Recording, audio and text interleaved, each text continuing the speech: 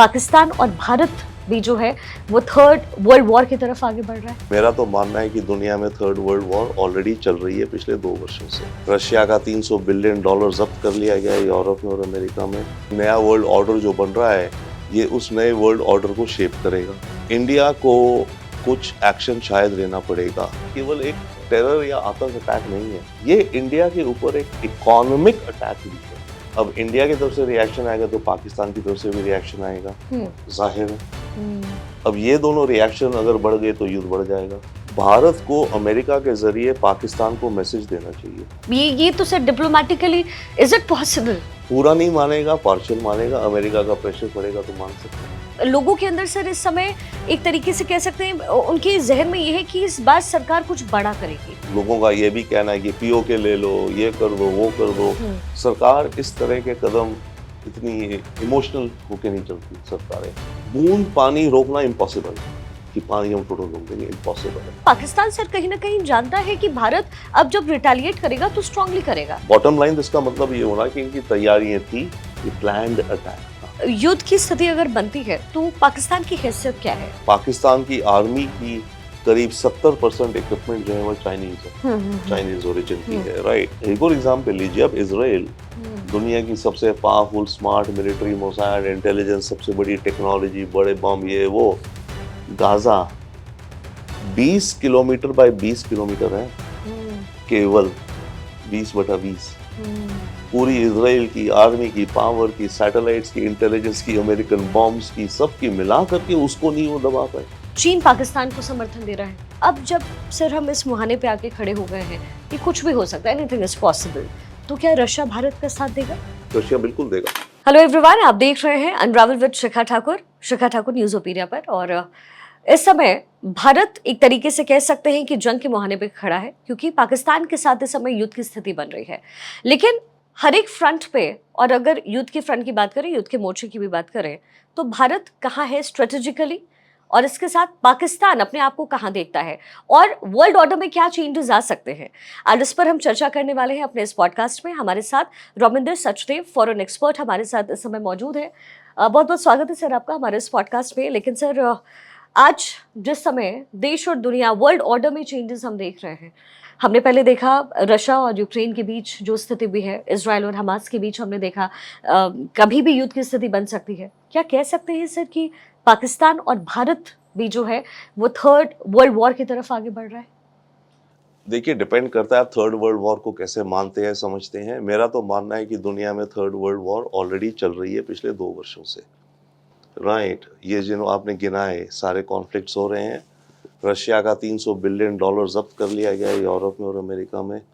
ये financial war, world war नहीं तो क्या है, तो ऑलरेडी चल रहा है वुड से। अब इंडिया और पाकिस्तान का जो माहौल है, यस, ये उसमें ऐड करेगा जी, राइट। और जिसे आप कहते हैं नया वर्ल्ड ऑर्डर जो बन रहा है, ये उस नए वर्ल्ड ऑर्डर को शेप करेगा, जो भी हम दो देश करेंगे। तो यस, इस समय टेंशन्स में है। इंडिया को कुछ एक्शन शायद लेना पड़ेगा, एंड इसके चलते मेरे विचार से मुझे 2-3 चीजें दिख रही हैं। एक तो ये हुआ क्यों, we can go deeper in that, जैसे आप बताएंगी। ये जो हुआ, 2 पार्ट्स है ना, हुआ क्यों हुआ शायद, और अब उसका रिएक्शन हमारा क्या होना है। मैं जो ये हादसा हुआ है, इसमें ये केवल एक टेरर या आतंक अटैक नहीं है जी, ये इंडिया के ऊपर एक इकोनॉमिक अटैक भी है। इस समय वर्ल्ड ऑर्डर में टैरिफ, ट्रम्प स्कीम है, कंपनीज चाइना से हटने को प्रेशर है अमेरिका की तरफ से। उन कंपनीज को जाना Indonesia, Malaysia, Vietnam, India. India काफी पुश हो रहा है उनको आने के लिए, काफी कंपनीज को। ऐसे समय में ऐसे हादसे होना, पॉलिटिकल रिस्क होना, वॉर के बादलों का छाना, इन्वेस्टर्स और बड़ी कंपनीज को बिल्कुल सही नहीं लगता।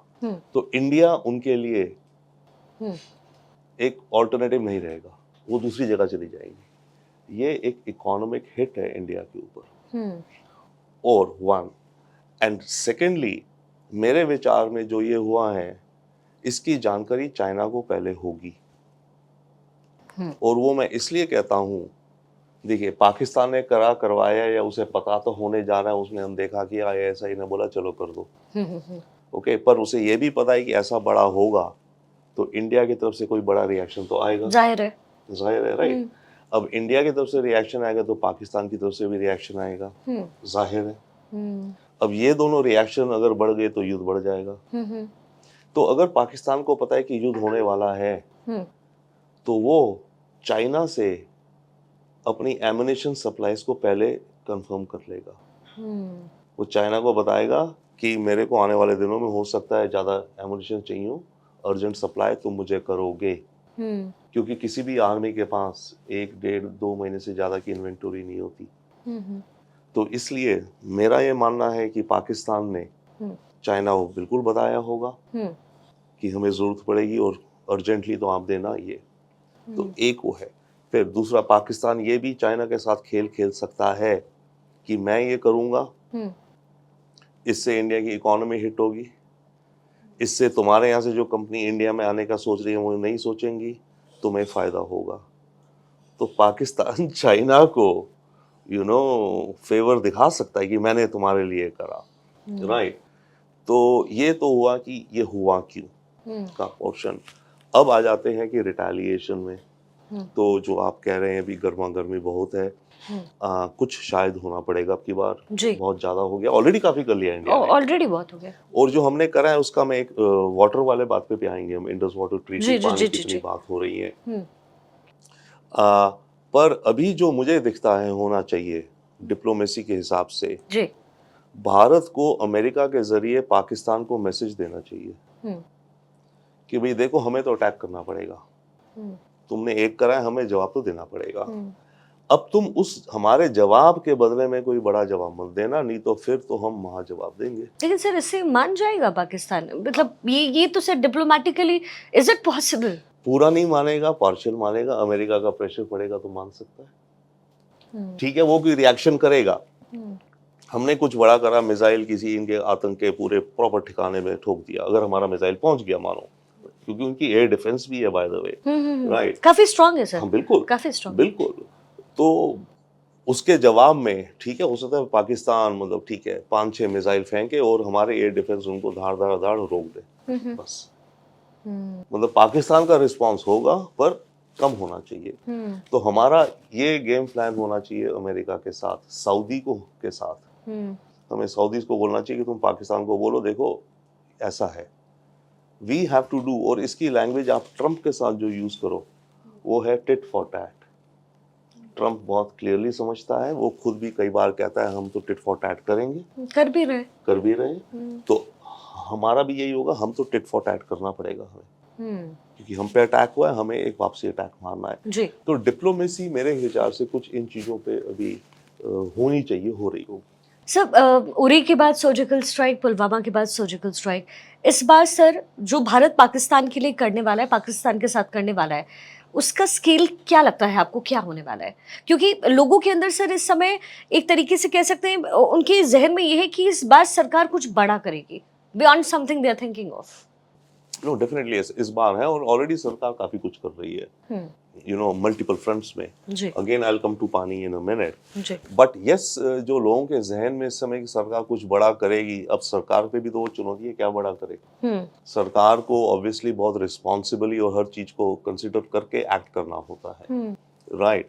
तो लोगों का ये भी कहना है कि पीओके ले लो, ये कर दो, वो कर दो। सरकार इस तरह के कदम इतनी इमोशनल होके नहीं चलती। सरकारें इलेक्ट होती हैं इमोशंस पर, बट सरकार को चलाना इज नॉट इमोशंस, ओके जी। तो ये है, तो इंडिया को इसलिए अब की बार जो और गवर्नमेंट समझ रही है होते हैं तो अलग अलग और चीजें, हाई कमीशन के नंबर डाउन कर दिए डिप्लोमेसी के हिसाब से, राइट, सिटीजन्स को वापस वीजा कर दिया, पर वो ऐसी अटैक नहीं है जो आई थिंक जनता मांग रही है इस समय, राइट। बट एक जो बहुत बड़ी चीज और हुई है वो ये पानी के मामले को लेके, उसको थोड़ा सा विस्तार में 1 मिनट में हम अगर समझें। देखिए इंडस वाटर ट्रीटी है, 3 नदियों का पानी जो वेस्टर्न है वो हमें पाकिस्तान को पूरा इस्तेमाल करने का राइट है, इन 3 का पानी हमें इस्तेमाल करने का राइट है, राइट। इन 3 में से रावी, बियास और सतलज से जो जाती हैं, इनका टोटल सालाना 35 मिलियन एकड़ फीट पानी जाता है जी। ये जो 3 है ऊपर की, Indus, Chenab and Jhelum, whatever, इनका साल का 135 मिलियन एकड़ फीट होता है। तो जो हमारा 35 मिलियन एकड़ फीट फ्लो कर सकता है, उसमें से फिलहाल हम करीब 30 मिलियन एकड़ फीट इस्तेमाल कर रहे हैं। 5 चला जा रहा है, राइट जी। वो जो 135 आ रहा है ऊपर से, वो ऑलमोस्ट सारा का सारा ही पाकिस्तान में जा रहा है, राइट।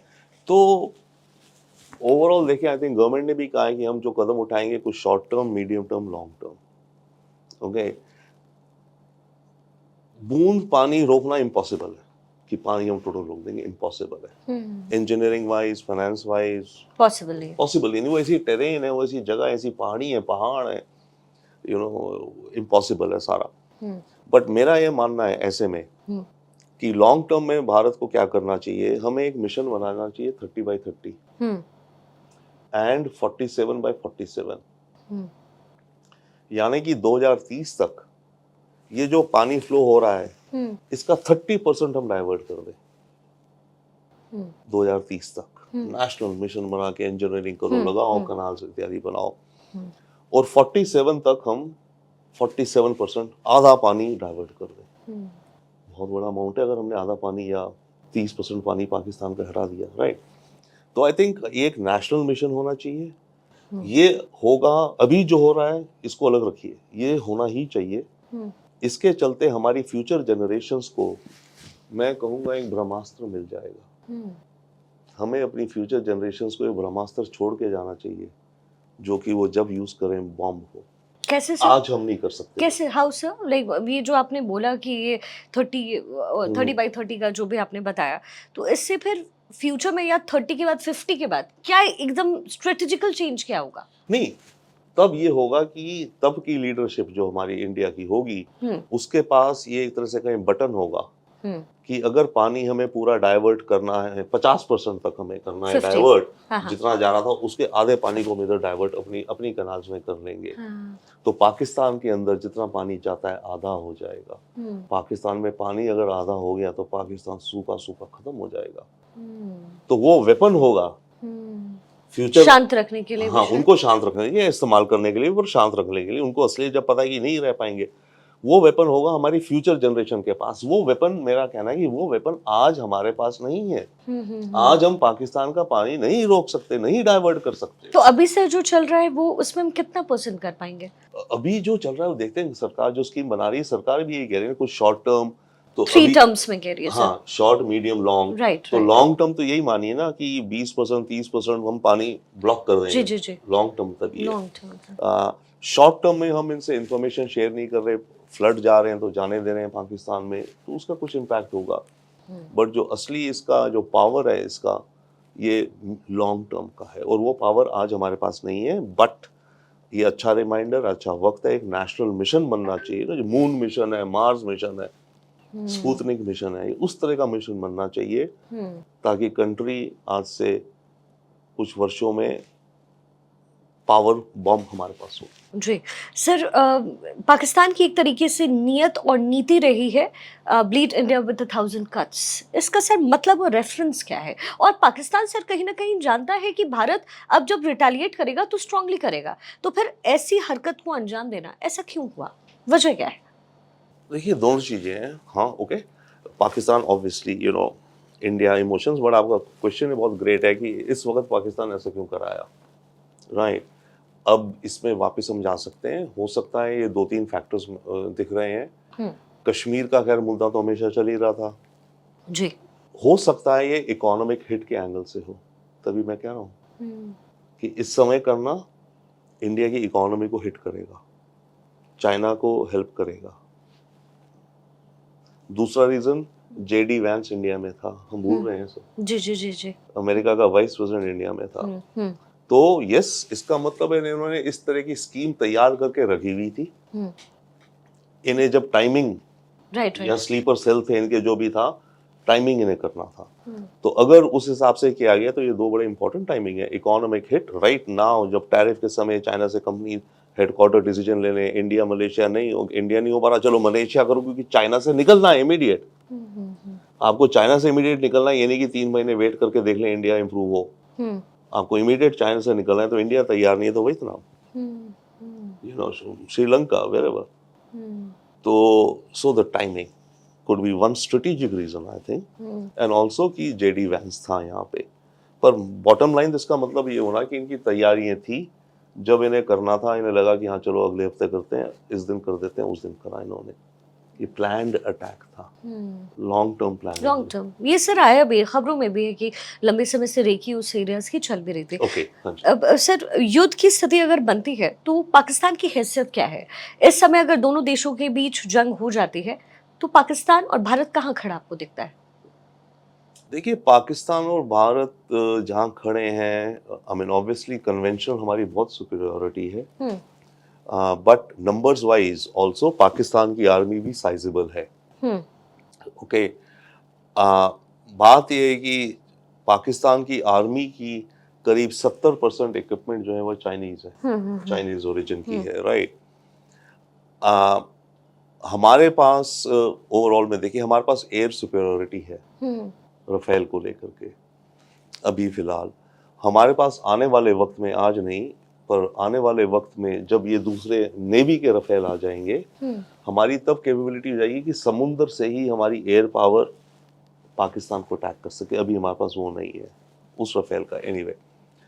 तो पर बात ये है ना कि वॉर में आज की तारीख में आप देखिए रशिया और यूक्रेन को आप कंपेयर करें तो रशिया की Comparison ही कितना है। सुपर पावर जी। दुनिया का, और यूक्रेन को तो वॉर में कहा नहीं जा सकता।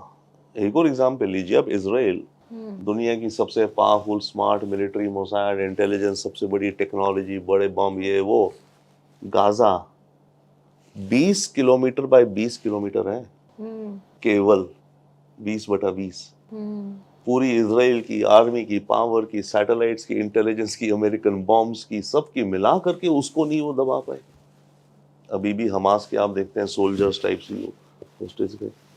तो आई थिंक नंबर्स को कंपेयर करना कह नहीं सकते, डिपेंड करता है स्ट्रैटेजीज कैसे एंड ट्रेनिंग कैसे और जज्बा कैसे। जज्बा बहुत, खैर जज्बा उनकी फौज में भी है, देखो ना, हर फौज में जज्बा भरा होता है, फौज का काम होता है जज्बा भरना, तभी जवान लड़ेंगे। हमारे सोल्जर्स ऑफिसर्स इतने से, हम और आप नहीं उतना जज्बा पैदा कर सकते शायद।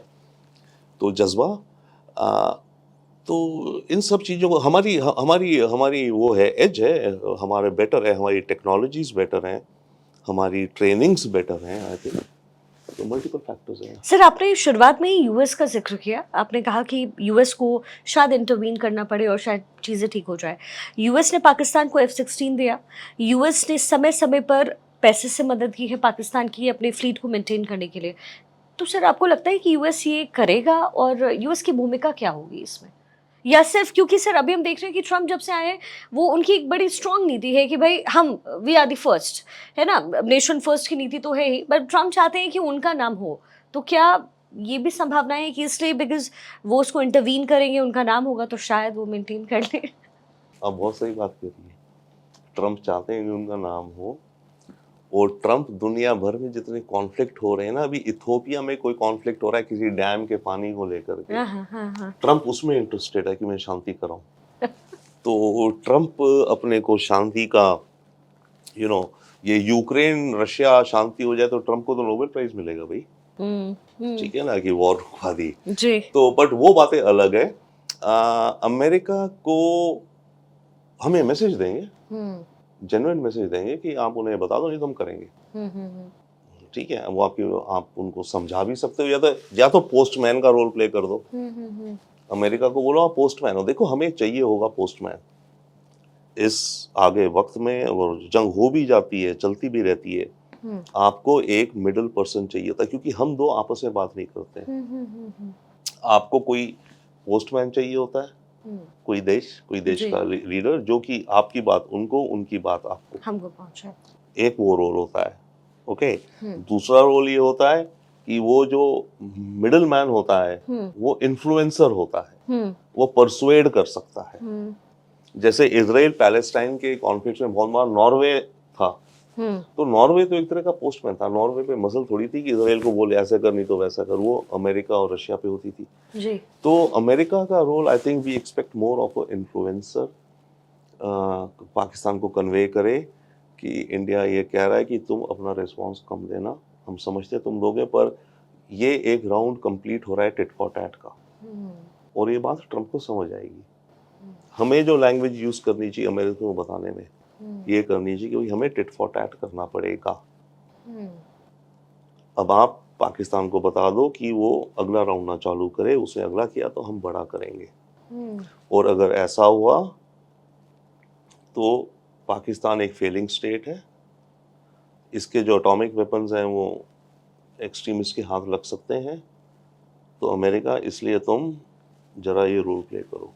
सर ये टैक्टिकल न्यूक्लियर वेपन्स जो हैं वो कहा जा रहा है कि पाकिस्तान ने अपने बड़े लो ग्रेड जो सैनिक हैं जो उनके उन लोगों को हाथों में दे दिया है, इसका तो सर फिर नुकसान भी हो सकता है। आई मीन मुझे नहीं लगता कि वो बड़े बहुत ही स्ट्रेटेजिकली कुछ प्लान कर रहे हैं। नहीं, वो प्लान बहुत होगा, बट नहीं, ये नहीं होगा मेरे ख्याल से। ये जो भी रिपोर्ट्स हैं, आई वुड नॉट, मैं उनको समझ नहीं सकता। मैं ये कह सकता हूँ जिनको टैक्टिकल वेपन, देखिए न्यूक्लियर वेपन न्यूक्लियर है, बॉम्ब है, न्यूक्लियर बॉम्ब है। जी जी जी। टैक्टिकल वो होते हैं जिनका साइज होता है 100 किलोटन से नीचे, 10 किलोटन, 5 किलोटन, इस तरह के, इनको टैक्टिकल कहते हैं, राइट? जी जी। और 100 से ऊपर स्ट्रेटेजिक हो गए। 1 किलोटन का अगर एक न्यूक्लियर वेपन गिरे, बॉम्ब, तो 10,000 लोग इंस्टेंट। बिल्कुल। हिरोशिमा नागासाकी में 2 गिरे थे, एक 10 टन का किलोटन, एक 15, 35, करीब 3.5 लाख लोग इमीडिएट आउट हो गए थे। तो किसी भी देश ने अगर एक 10 किलोटन का, ये मैं बात कर रहा हूँ नॉर्मल का, आप जो बात कर रही थी वो कि भाई किसी नॉन स्टेट एक्टर्स के हाथ लग गए हैं, जी। उसका अलग हम देख सकते हैं, बट ये जो टैक्टिकल वेपन्स हैं हमारे पास भी हैं, उनके पास भी हैं, ये उन साइजेस वाले हैं, 10 किलोटन, 20 किलोटन। पर आप इमेजिन कीजिए, हम उसे कह रहे हैं कि छोटा 20 किलोटन क्या है, 2 लाख, 20 गुना 10,000, 20 लाख लोग आउट। डेंसिटी पे डिपेंड करेगा शहर की, और उसके बाद एनीवे, तो वो है। दूसरा जो बात है, जो खतरा है पाकिस्तान में, वो ये है, खतरा है वो कि न्यूक्लियर फ्यूल, जिसको कहो डर्टी बॉम्ब, जो शब्द है ना, वो थोड़ी मात्रा में उसको वो आईईडी एक्सप्लोसिव वगैरह के साथ करके एक इम्प्रोवाइज्ड जुगाड़ू न्यूक्लियर बॉम्ब बना सकते हैं। ये हो सकता है, और ये, पर चांस कम है कि किसी आतंकी इसके पास ही है, फिलहाल मुझे कंफर्म नहीं है। सर रशिया भारत के साथ खड़ा नजर आया है हमेशा। चीन के साथ रशिया के जो है वो संबंध अच्छे हैं, ये हमने देखा कई दफे, भारत के साथ भी उनके रिलेशंस की चर्चा हुई, और चीन पाकिस्तान को समर्थन दे रहा है। अब जब सर हम इस मुहाने पे आके खड़े हो गए हैं कि कुछ भी हो सकता है, एनीथिंग इज पॉसिबल, तो क्या रशिया भारत का साथ देगा? ओह यस, बिल्कुल देगा, रशिया बिल्कुल देगा। देखिए, साथ देना इस समय क्या बात है, दो चीजें हैं। डिप्लोमेटिक वर्ल्ड में साथ देने का मतलब हो गया कि जहां कोई वोट होना हो वो आपके साथ खड़ा है, जाहिर है, या उसने वीटो डाल दिया अगर वीटो सिचुएशन है, जी जी जी, तो रशिया हमारे साथ डिप्लोमेटिकली वैसे खड़ा होगा जी। दूसरा साथ देना है, पैसे की मदद कहो या वेपन्स को, हमें मदद नहीं चाहिए, पर हमें सप्लाईज चाहिए ना, हमें एमुनेशन चाहिए। हमारी जो रशियन इक्विपमेंट है सारी, गोले बारूद, जो भी मानी आर्टिलरी, और भी जो भी चीजें, वॉर हुई तो हमारी वो चीजें इस्तेमाल होंगी, तो हमें वो चाहिए होगा, तो रशिया वो हमें देगा, और हम उसको उसका पैसा देंगे। ओके, तो रशिया की तरफ से हमें ये दोनों मदद मिलेंगी, या हमारे साथ खड़े होंगे रशिया। चाइना सिमिलरली पाकिस्तान के साथ खड़ा होगा, वो पाकिस्तान को डिप्लोमेटिक फ्रंट में डिफेंड करेगा, पाकिस्तान के खिलाफ अगर कोई रेजोल्यूशन आ रहा है तो वो वीटो डाल देगा, और पाकिस्तान की आर्मी को एमुनेशन देगा, क्योंकि पाकिस्तान की आर्मी 70% चाइनीज है। जैसे हमारी 70% रशियन है, हम रशियन सामान लेंगे और रशिया हमें देगा, उसी तरह से चाइना भी पाकिस्तान को देगा। सर, ये बदले की जो एक तरीके से कह सकते हैं कि रणनीति बनाने की कोशिश की जा रही है, और कम से कम से लोगों के सेंटिमेंट में है ये चीज़ें कि पाकिस्तान को इस बार छोड़ेंगे नहीं। कहा जा रहा है कि जिस तरीके से हमास की तरफ से हुआ, इजराइल ने जैसे बदला लिया, जैसे म्यूनिख ओलंपिक के बाद जो कुछ हुआ, जिस तरीके से इजराइल ने बदला लिया, उसी इंटेंसिटी के साथ भारत को बदला लेना चाहिए। Do you think so, like ऐसा होगा? You are right. I mean, I think fundamentally वो जो आप कह रही हैं वही एक्सपेक्टेशन और क्या सर ये जो अभी हुआ है ये क्या वैसा ही है, सिमिलर टू दैट जो भी हुआ अभी? या इट इज समवॉट बिकॉज आकर के सिटीजन्स को मारा खुले में, ये तो मैसेकर हुआ ना। ये तो जैसे मैसेकर हुआ। जैसे बॉम्बे हुआ हमारा, बिल्कुल। है ना, तो वैसा हाँ, ही है। मैसेकर। वहाँ पे वो होटल्स में चलते जा रहे थे, यहाँ पर मतलब जहाँ पब्लिक में मार रहे हैं, तो ये तो मैसेकर है। इसका जवाब आई थिंक इसी तरह से हमारी सरकार जूझ रही है कि किस तरह का जवाब दे जो कि एक नया और बहुत ही ज्यादा लीथल जवाब हो। अब जवाबों में तो यही दिखता है, या तो आप अपने टैंक्स भेज दीजिए, ओके, वो शायद हम स्टेट नहीं करेंगे, राइट, और वाजिब भी नहीं बनता, या हो भी सकता है किसी टेरिटरी में, या कोई एयर स्ट्राइक से मिसाइल फेंकेंगे हम कहीं किसी आतंकी पे, उस तरह का मिसाइल्स ही दिखते हैं। एक दिस थिंग फिलहाल आई थिंक, या नेवी समुद्र से, हमारी सबमरीन से एक मिसाइल। और वो तो मुझे लगता है सर इंडिया का बहुत ही स्ट्रॉन्ग वे है मरीन से, नेवी से। हाँ हाँ, डेफिनेटली। आई मीन पाकिस्तान तो कमजोर है इसमें। बिल्कुल बिल्कुल, हमारे टाइम हम हमारे एयरक्राफ्ट कैरियर्स हैं और हमारी सबमरीन्स हैं लॉन्ग डिस्टेंस मिसाइल्स के साथ। तो अगेन आई थिंक ये होगा कि कैलकुलस ये चल रहा होगा, ये सारी चीज़ें होंगी, तो हमारी लीडरशिप जो सोच रही होगी इन्हीं में ये सोच रही होगी, या कुछ होगी बहुत, बट हर एक में ये कैलकुलेशन होगी, हमने ये करा तो पाकिस्तान क्या करेगा। गेमिंग चल रही होगी इस समय, सिनेरियो बिल्डिंग, कि हमने ये करा, वो शायद ये भी कर सकता है, वो भी कर सकता है, उसने ये करा तो हमें ऐसे काउंटर करना, और जो भी कुछ है, पूरी वॉर गेमिंग के सिनेरियोज चल रहे होंगे इस समय। यस सर पाकिस्तान क्या एक और युद्ध झेलने के लिए तैयार है? बलूचिस्तान में ऑलरेडी उसका विरोध हो रहा है, खैबर पख्तूनवा में हम देख रहे हैं किस तरीके से विरोध का सामना कर पा रहा है। मुझे एक बात से समझ में नहीं आती कि पाकिस्तान जब ऐसे मूव्स करता है तो क्या ये सोचकर सिर्फ कि चाइना मदद करेगा, या इतना कैलिबर बचा है पाकिस्तान में? नहीं, ग्रेट क्वेश्चन। यस, चाइना की मदद वो अज्यूम करता है, ये है, बट आई थिंक पाकिस्तान की प्रॉब्लम है, पाकिस्तान जंग नहीं कर सकता जहां मुझे दिखता है, क्योंकि जंग हुई, ठीक है, हमें नुकसान होगा, पर पाकिस्तान को ज्यादा होगा, बहुत ज्यादा होगा। पाकिस्तान की मिलिट्री की मिट्टी पिलीत हो जाएगी, ठीक है, जो पावर स्ट्रक्चर है। तो पाकिस्तान रैशनल थिंकिंग अगर करो तो फुल फ्लेज वॉर नहीं करेगा, क्योंकि उसे दिखेगा कि मैं हारूंगा तो इनके जो जनरल्स हैं उनको पता है कि उनके तो कोर्ट मार्शल हो जाएगा, पब्लिक उनको सड़कों में टांग देगी, रेवोल्यूशन हो जाएगा कि तुमने तो देश को बर्बाद करवा दिया, तुम तो ये कहते थे, वो कहते थे। सो आई थिंक पाकिस्तान मिलिट्री अगर रैशनल है तो वो नहीं करेगी, बट वो उस एज तक जाएगी, उस किनारे तक जाएगी जहां तक वो इंडिया को चैलेंज करती रहे और अपने देश के अंदर बताती रहे, देखो मैं तुम्हें इस दुश्मन से बचाता हूँ, राइट। और इस प्रोसेस में वो इंडिया को हमेशा टेंशन में रखे, कुछ इसी तरह के। देखिए, जो अलर्ट होता है तो हमारे भी तो खर्चे बढ़ गए इस समय, हमारी सारी आर्मीज अलर्ट हैं, सब ये वो हो रहा है, तो इंक्रीज अलर्टनेस में आपके खर्चे होते हैं, आपकी पेट्रोलिंग ज्यादा हो रही है, एयरक्राफ्ट का ज्यादा रिकॉग्नाइज कर रहे हैं वो, तो इस तरह से हमें ब्लीडिंग बाय थाउजेंड कट्स जो आप कह रही है, अलग अलग तरीके से एक छोटा और कर दिया। अभी खुदा ना खास्ता कल परसों में कोई एक और अटैक हो जाए, छोटा भी जाए, छोटा क्या कहो, फिर क्या करेंगे हम, फिर सोचिए। तो बट पॉइंट इसकी वो हमें पुश करेंगे एज तक, और इसलिए शायद अगर हम एक उनको अटैक कर भी दें तो वापसी अटैक ज्यादा बड़ा नहीं करना पाएंगे, या सोचेंगे नहीं करने का, कि उन्हें ये फिर डर होगा हमने दोबारा किया उन्होंने तो इंडिया का तो बहुत भयानक आएगा।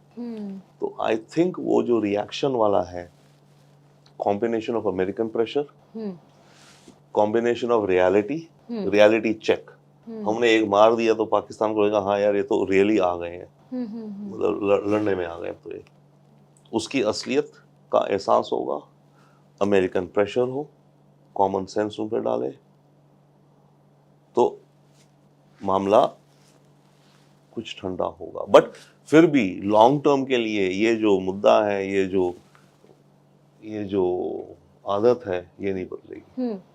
सर, अननोन गनमैन पाकिस्तान के अंदर हमारे जो दुश्मन हैं उनको शूट आउट कर रहे हैं, ऐसी बहुत सारी खबरें और तस्वीरें भी हमने देखी। भारत के अंदर सर अब ये मांग हो रही है कि जो बलूच हैं उन लोगों को भारत की मदद करनी चाहिए। क्या आपको सर ये फिजिबल लगता है क्या? नहीं, ग्रेट क्वेश्चन, बट मेरे विचार से कुछ मदद तो ऑलरेडी हो रही है। अच्छा। हो रही है, होनी चाहिए कुछ हद तक। अब किस रूप में हो रही है, किस हद तक हो रही है, हम उसे कह नहीं सकते, राइट? That is one.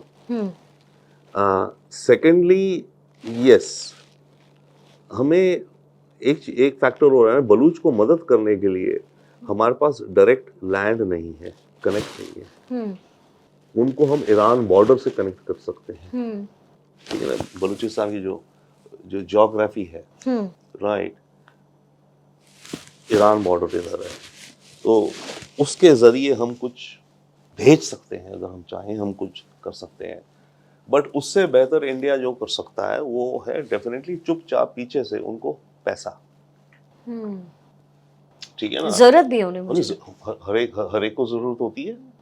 कोई भी आपकी आतंकी ऑर्गेनाइजेशन हो, फ्रीडम फाइटर हो, बात तो है ना, वो फ्रीडम फाइटर कहते हैं, हम आतंकी कहते हैं, हम फ्रीडम फाइटर कहते हैं, वो आतंकी कहते हैं, राइट?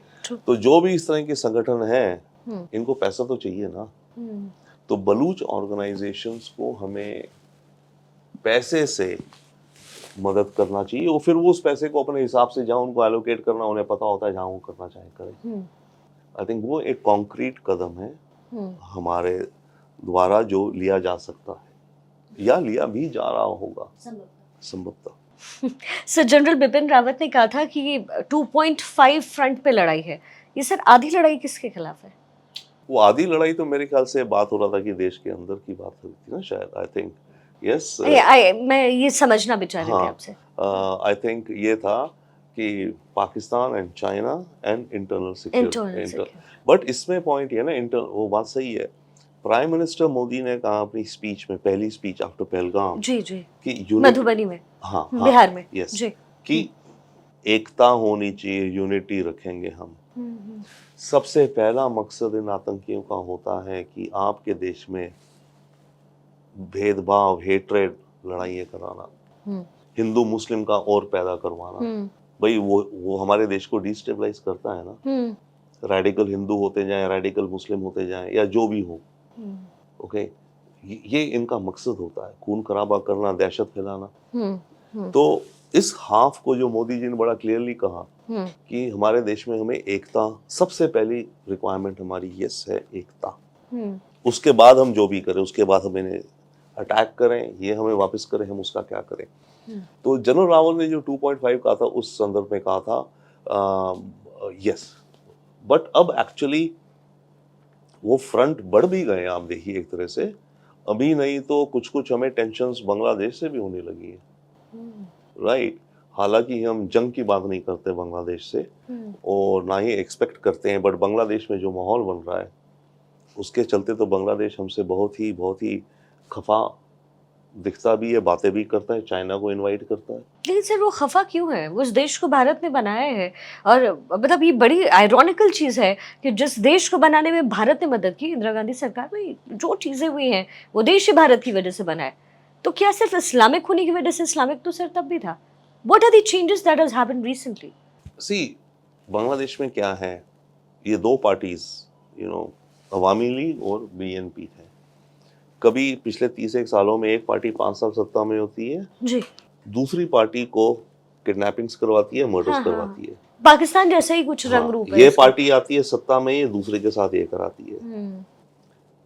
असैसिनेशन अटेम्प्ट हुए थे शेख हसीना के ऊपर भी, जो कहा गया बीएनपी में अटेम्प्ट किया पार्लियामेंट्री इलेक्शन के दौरान। तो 15 साल जो शेख हसीना रही, इसने बीएनपी पार्टी के खिलाफ बड़े सख्त एक्शन लिए, उनके बड़े लोगों को जेल वगैरह में डाला, और इसने एक्सट्रीमिस्ट थॉट वालों को, काफियों को पकड़ा, और खास करके उनको अलग छोड़ो, इन्होंने वही पकड़े जो जिनको ये कहते हैं जो 71 वॉर में पाकिस्तान के साथ रहना चाहते थे। इन्होंने कहा कि ये लोग देशद्रोही थे, उनका कमीशन बनाया गया, और उनमें से 11 को आइडेंटिफाई करके डेथ सेंटेंस सुना करके हैंग कर दिया गया है, जो भी कुछ। बांग्लादेश के अंदर ये बीएनपी पार्टीज और ऑपोजिशन सब ये कहती है कि शेख हसीना ने वो सब इंडिया के कहने पे करवाया। इंडिया शेख हसीना से एक्सट्रीम इस्लाम को दबाने के लिए उसने इनको बोला, और शेख हसीना इनकी पपेट थी इन मुद्दों पे। वो एक बहुत बड़ा चार्ज है शेख हसीना के खिलाफ और ऑफ कोर्स इंडिया के खिलाफ। तो एक वो बहुत बड़ा फैक्टर है एंटी इंडिया सेंटीमेंट का, कि शेख हसीना ने जो भी करा, ओके, बाकी और चीजें भी जो करी शेख हसीना, जो ये वालों को तो कहते हैं कि इसने इंडिया के कहने पे इनको एग्जीक्यूट करवाया, बट शेख हसीना ने अपने पॉलिटिकल काम के लिए भी बहुत चीजों को, दूसरी पार्टीज के वर्कर्स को, इसके पर्सनल बॉडीगार्ड जो सर्कल है उसको अमेरिका ने सैंक्शंस लगा दी थी क्योंकि उन्होंने कुछ किडनैपिंग वगैरह करी थी, राइट? जी जी जी। तो वो लोग भी जो चीजें करते थे उसका भी फिर लोग ये कहने लगे कि इंडिया इसको बैक कर रही है, तभी शेख हसीना की जरूरत है हमारे साथ ऐसा करने की। तो एक कॉम्बिनेशन हुआ, and then obviously growth of कट्टर इस्लाम, इट हैज ग्रोन, कट्टर एंड सॉफ्ट दोनों ही ग्रो हुए हैं बांग्लादेश में। और लास्ट पॉइंट है कि अब वो हो गया कि उनकी identity which would be first, जैसे बंगाली, आप पहले ढाका की स्ट्रीट्स में ना बंगाली में ग्राफिटी दीवारों पे लिखते दिखते थे, ग्राफिटी, अब उर्दू में। So identity changing from being Bangladeshis, Bengali people to the मैं बंगाली हूँ और मुस्लिम हूँ, है ना? जैसे बंगाली है, हिंदू है, ठीक है, कोई नहीं, मैं बंगाली हूँ और मुस्लिम हूँ। अब हो गया मैं मुस्लिम हूँ और बांग्लादेश और बंगाली हूँ या बांग्लादेशी, तो वो आइडेंटिटी शिफ्ट हो रही है जी। So that is some of the reasons why Bangladesh में इंडिया के खिलाफ, और ऑब्वियसली पाकिस्तान की प्रोपेगेंडा मशीनरी आईएसआई काम कर रही है, स्पेशली वो काम कर रहे हैं बांग्लादेश के यूथ में। जो पार्टी है जमात, जो जूनियर पार्टी है, छोटी है बीएनपी से, बीएनपी मेन है पर ये ज्यादा कट्टर है जमात, उसका जो स्टूडेंट विंग है, यूथ विंग है, उसको आईएसआई ने काफी फंड किया है, करती है प्रोपेगेंडा एक्टिविटीज। सर, अगर युद्ध की स्थिति बनती है भारत और पाकिस्तान के बीच में, तो इसमें से दो क्वेश्चंस मैं लेना चाहती हूँ। पहला तो ये कि कौन से वो इस्लामिक देश हैं जो भारत का समर्थन करेंगे, और ओवरऑल भी जो इस्लामिक देश नहीं भी, जो कंट्री, वो भी आपको क्या लगता है कि कौन भारत के सपोर्ट में होगा, कौन पाकिस्तान के सपोर्ट में? देखिए, सपोर्ट में होने को मैं अगेन तीन भागों में डिवाइड करता हूँ। एक तो डिप्लोमेटिक सपोर्ट, प्रैक्टिकल वही हुआ ना, दूसरा कुछ वेपन्स सपोर्ट या मनी सपोर्ट, और तीसरा मॉरल सपोर्ट, इस्लामिक सपोर्ट या फिर मॉरल। अब इस्लामिक देशों में अगर अब आ जाएं, तो इस्लामिक देशों में मेरे ख्याल से पाकिस्तान जाएगा ओआईसी के पास, organisation of Islamic cooperation countries, right, 57 या जितनी है, वहां जाएगा। इसको कुछ वहां सपोर्ट मिलेगा, क्योंकि कुछ सपोर्ट मिलेगा, बट ठीक है, ये वो मेन जो मैटर करेगा वो करता है सऊदी अरेबिया और अरब एमिरेट्स। ये दोनों देश भारत के साथ ही रहेंगे, ये दोनों देश भारत के साथ रहेंगे, वो अपना फ्यूचर लंबा देखते हैं, और ये दोनों अव्वल तो अवॉइड करेंगे पक्ष लेना, न्यूट्रल रहने का कहीं, बट अगर कहीं आता है किसी वोटिंग में या किसी रेजोल्यूशन में, तो ये दोनों देश भारत के साथ रहेंगे। पाकिस्तान इन देशों के पास जाएगा पैसे के लिए, अगर जंग हुई, है ना, तो पैसा मुझे नहीं लगता कि अब ये देश देंगे। पाकिस्तान इन पे जाएगा, मुझे पैसा दो ताकि मैं वेपन खरीदूं चाइना से, खरीदना चाइना से ही है, तो इनके पास पैसे के लिए जाएगा, पाकिस्तान को पैसा नहीं मिलेगा इनसे। अब पाकिस्तान कैसे खरीदता है जंग के लिए वेपन्स, वो पाकिस्तान जाने। इंडिया को ये देश सपोर्ट करेंगे डिप्लोमेटिकली एंड मॉरली, ठीक रहेंगे, बट डिप्लोमेटिकली जो मैटर करता है हमें इनसे कुछ चाहिए नहीं, ना हमें इनसे पैसा चाहिए, ना इनके पास वेपन्स हैं जो हमें चाहिए होते हैं। हमें जो वेपन्स चाहिए वो हम खरीदेंगे रशिया से, इजराइल से, फ्रांस से, अमेरिका से, हम अपनी सप्लाईज वहां से लेंगे।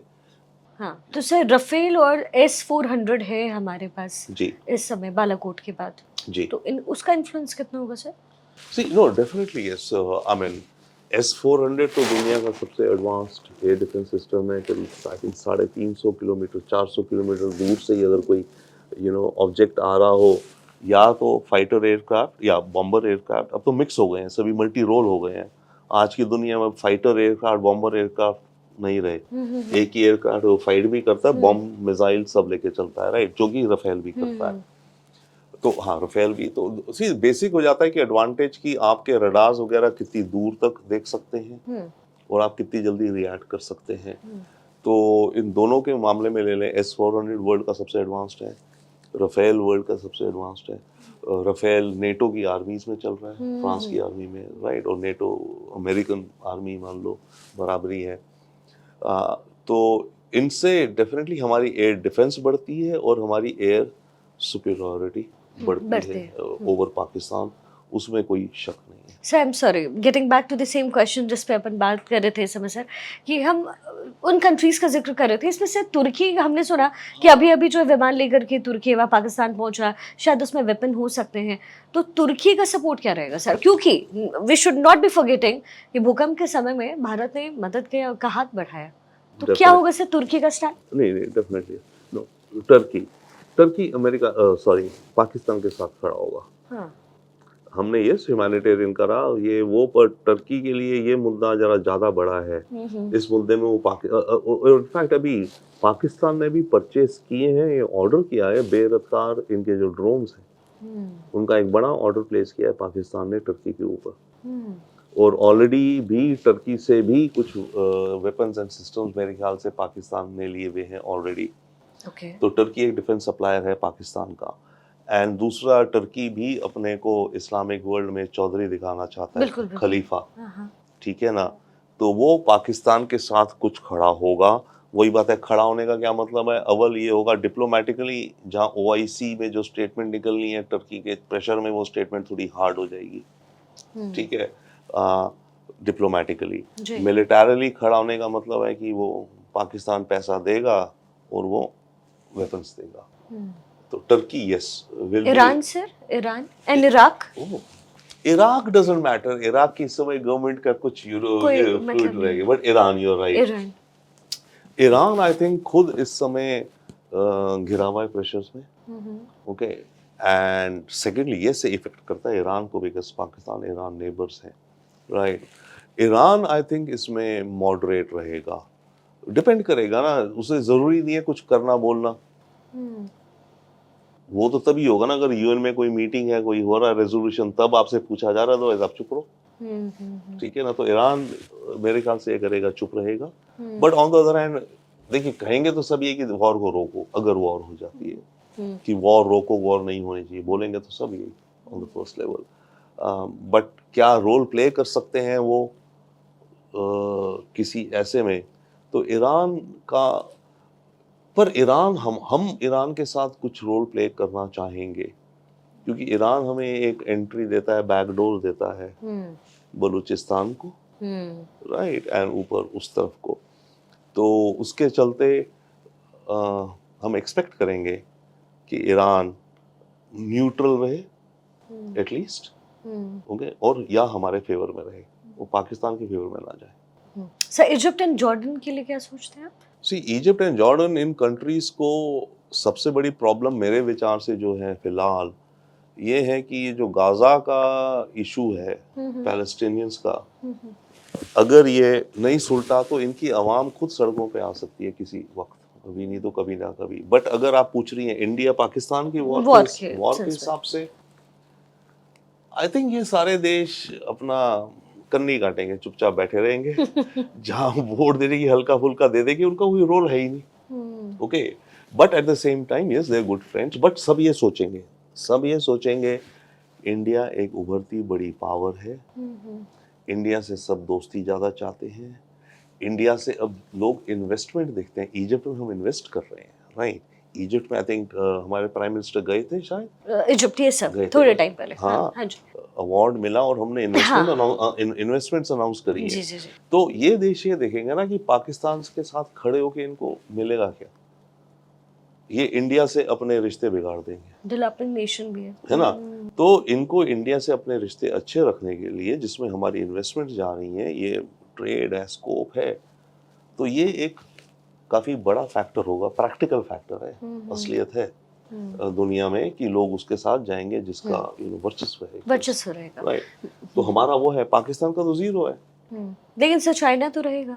नहीं, चाइना रहेगा, चाइना तो रहेगा, चाइना को तो इंटरेस्ट है ना, चाइना को तो पाकिस्तान एक बहुत अच्छा मतलब बहुत अच्छा एक एक्सटेंशन मिल गया। लेकिन सर अभी जो यूएस में हुआ है, डोनाल्ड ट्रम्प ने जिस तरीके से टैरिफ लगाया है 256, 255, मुझे तो लगता है हर दिन आंकड़े ही बदल जाते हैं उसके।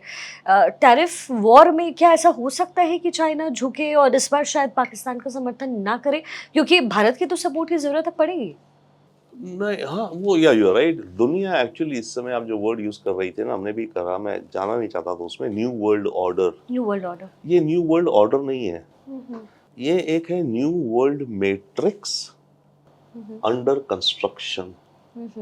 दुनिया इस समय फ्लक्स में है और हर देश अपने आंकड़े गिन रहा है। अगर आप परमिशन दे तो मेरे पास मॉडल बना था जो जी जी, दिखा सकता हूँ प्लीज प्लीज आपको। सर। बाई चांस बात हो गई तो ले ही लीजिए। तो हाँ तो ये मॉडल हाँ मैंने सिंपल इसलिए बनाया है, विजुअल के लिए, कन्वे करने के लिए कि आज की दुनिया मैट्रिक्स है। हाँ सब इंटरकनेक्टेड है, कोई ज्यादा स्ट्रांग, कोई कम, कंपटीशन है, कोऑपरेशन है। हाँ। ओके, तो जैसे आप अभी बात कह रहे थे, एग्जैक्टली वही बात, यही सब देश फ्लक्स में है और अभी कुछ सेटल नहीं हुआ है, अभी समीकरण बन रहा है, राइट। तो चाइना की जो आपने बात कही कि ये भी होगा, टैरिफ भी है, तो क्या चाइना रुख बदल सकता है? बट मेरे ख्याल से नहीं। चाइना के इंटरेस्ट पाकिस्तान से बहुत अच्छे जुड़े हुए हैं, लंबे जुड़े हुए हैं।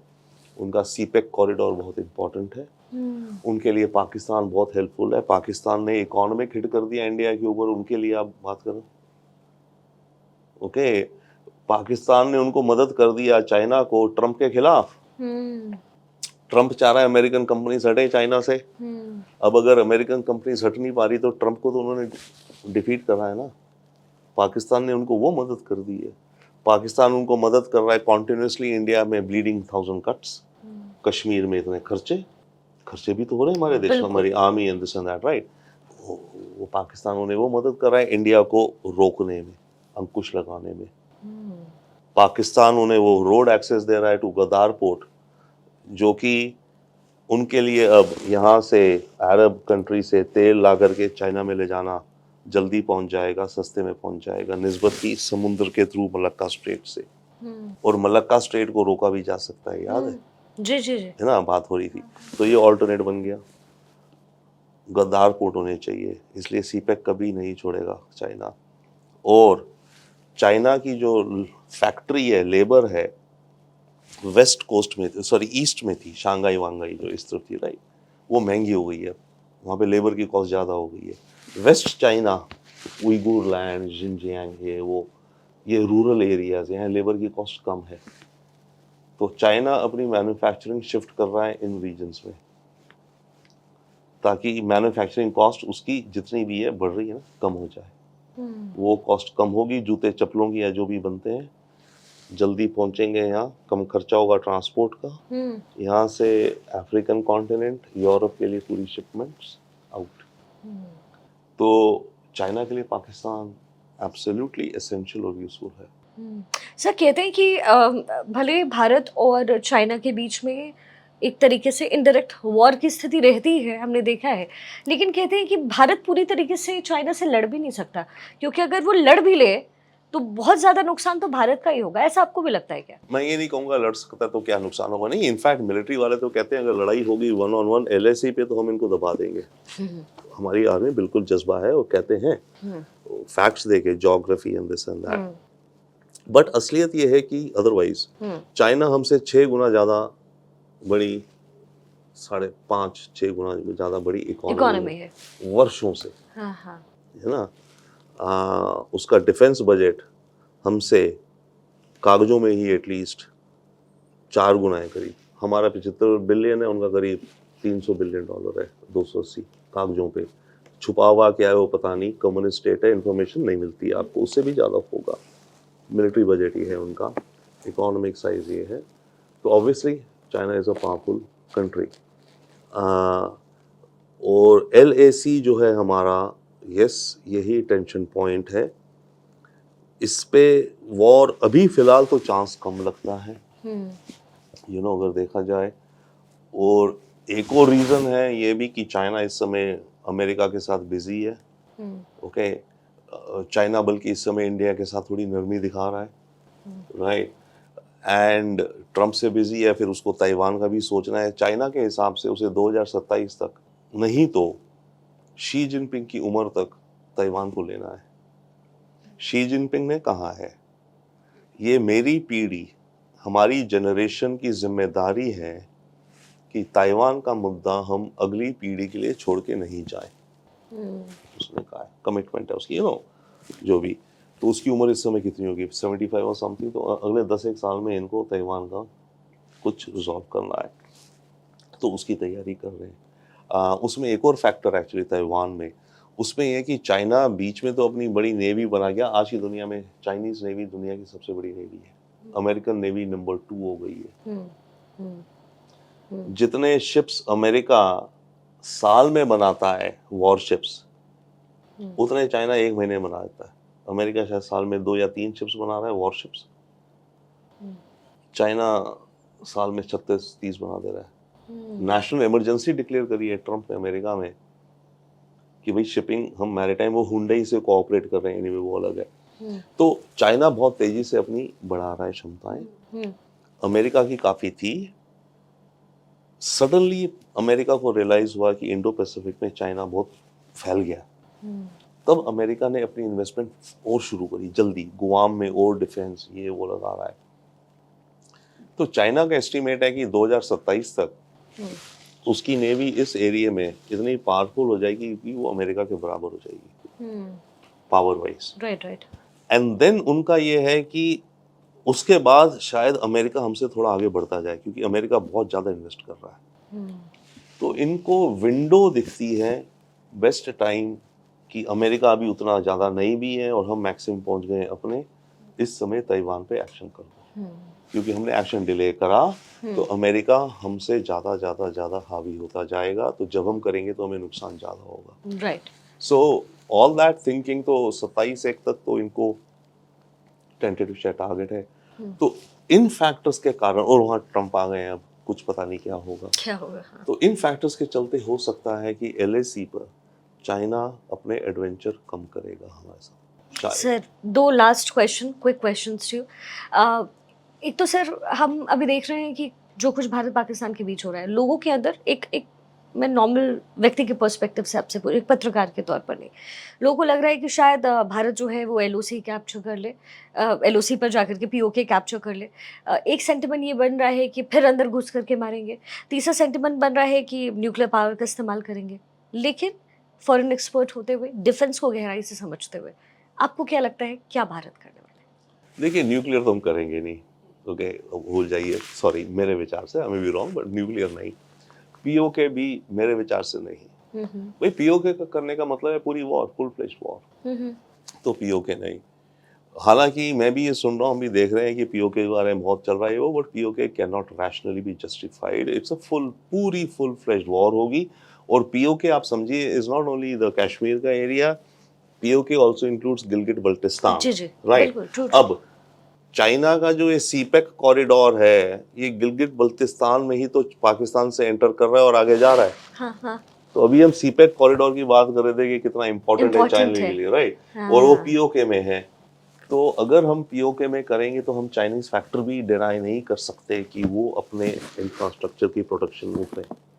एक्सट्रीम केस है, खैर चाइना का छोड़िए आप। तो POK नहीं, वॉर। तो that leaves to the mind, जो पहले तो आप कह रहे थे, कोई surgical strike kind of thing, या घुस के मारेंगे। इसी तरह का कोई टारगेटेड होगा और उसका रिएक्शन देखना होगा।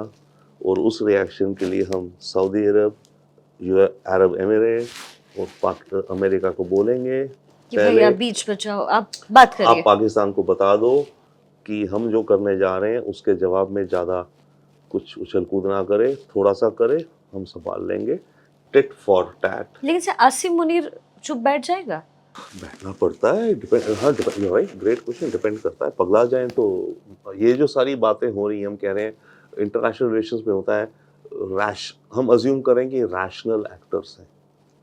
रैशनल मीन्स लॉजिक, सोच करके ये एक्ट करेंगे। बहुत बार एक्टर्स मीनिंग लीडर्स जो है इरैशनल होते हैं, डिसीजन लेते हैं इरैशनल, तो वी कैन नॉट से।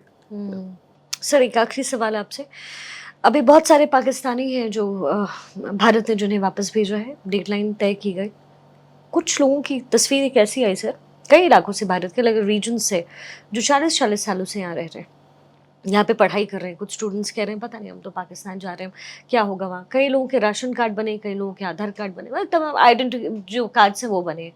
ये सर देश के अंदर कैसे हो गया? क्योंकि ये तो सर सालों साल से हो रहा होगा, आज की बात तो है ही नहीं है। या ये कैसे हो गया? देखिए, हम हमेशा एक मॉडर्न देश तो थे नहीं ना। हम जो पार्टीशन में निकले, हम एक गरीब देश थे। हमारे क्या इंफ्रास्ट्रक्चर, क्या सिस्टम्स, कितनी administration, I don't know. Okay, कितना ध्यान, अब आई थिंक शुरुआत वहाँ से है। But yes, over a period of time हमने कई चीज़ों पे ध्यान नहीं दिया। एग्जैक्टली, चलो होते रहे, होने दे। बाय द वे, एक चीज़ पे जिस पे हमने ध्यान नहीं दिया, बड़ा अलग टॉपिक है जिसमें बार बार मैं कहता हूँ, सफाई। हमने अपने देश पे सफाई पे ध्यान ही नहीं दिया। अपने गाँव को, शहरों को, सड़कों को कूड़ादाने बना दिया। अब उनको बदल नहीं सक पा रहे। एनीवे, तो ये जो है हमारे सिस्टम्स की आई थिंक वीकनेस रही। हमारे लीडर्स की वो रही, ओवरसाइट रही। उन्होंने ओवरलुक कर दिया। यस भाई, लीडर्स ने ओवरलुक भी करा ना, जो भी रहे, जिस भी पार्टी के रहे, उन्होंने ओवरलुक करा इस मामले को। कहीं ना कहीं से वोट बैंक भी इससे जुड़ा हुआ ही है। यस, नहीं, अब वोट बैंक यस हो डेफिनेटली है, कुछ तो होंगे ना, कुछ तो होंगे फर्जी जो वोटर बन गए होंगे।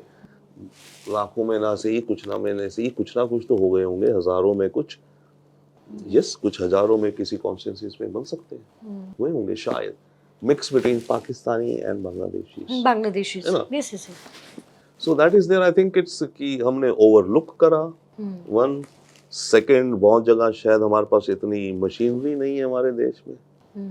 हमारे कोर्ट्स में केसेस सालों साल, जनरेशंस तक केसेस चलते रहते, हमारे कोर्ट रिजॉल्व नहीं कर पाते। अंडर ट्रायल्स कितने हमारे पड़े हैं, चार्ज ही नहीं हुए। तो हमारे सिस्टम की कैपेसिटी जो कि अब इम्प्रूव होने लगी है और होनी चाहिए, स्पेशली हेल्प्ड विद टेक्नोलॉजी। तो इसमें we definitely hope things going forward improve होंगी। बट ये हमारी विरासत है, ये असलियत है हमारी आज की तारीख में। Thank you so much sir, आपने बहुत खुलकर और बहुत डीपली आपने बात किया, और बड़े बहुत ही थॉटफुल है सर, क्योंकि जिस तरीके से जंग तो कोई भी नहीं चाहता, ना हमारा देश चाहता होगा, ना शायद पाकिस्तान या चाइना, कोई भी नहीं। लेकिन अनफॉर्चुनेट इज़ कि हम इस समय पर आके खड़े हुए हैं कि that we have to take the decisions. Thank you so much sir अपना समय देने के लिए। एंड आप सभी जो इस समय देख रहे थे इस पॉडकास्ट को, ये समझना हम सबके लिए बहुत ज़रूरी है कि जंग किसी के हित में नहीं है। भारत भी हमेशा जंग की खिलाफत करता रहा है, और यही वजह है कि रशिया और यूक्रेन के बीच जंग में भी एक पीस मेकर की भूमिका में भारत रहा है। लेकिन जब अपने आप पर बात बनाती है, एक आखिरी पॉइंट को जो हाँ, आपने कहा इसी पे, हाँ, एक और चीज हो सकती है, डोनाल्ड ट्रंप भारत से रिक्वेस्ट कर सकते हैं कि मोदी जी आप ये जंग मत करो, गुस्सा मत करो। ट्रंप अपील कर सकता है इंडिया को मॉडरेट होने को, तब हम कुछ रिकंसिडर कर सकते हैं। लेकिन सर ये अगर अपील करेंगे तो भी तो डोनाल्ड ट्रंप अपनी भूमिका को स्ट्रॉन्ग करना चाहते हैं। हाँ, अपनी भूमिका को स्ट्रॉन्ग करना चाहिए। You are right, exactly, you are very right, sorry, loop आपने कंप्लीट कर दी। यस, और हम कह भी सकते हैं ठीक है, ट्रंप के कहने पर हम फिलहाल के लिए इफ नॉट एक चांस देते हैं, हम कुछ और देखते हैं और पाकिस्तान अपना रवैया बदले, हम उस रास्ते भी शायद जा सकते हैं।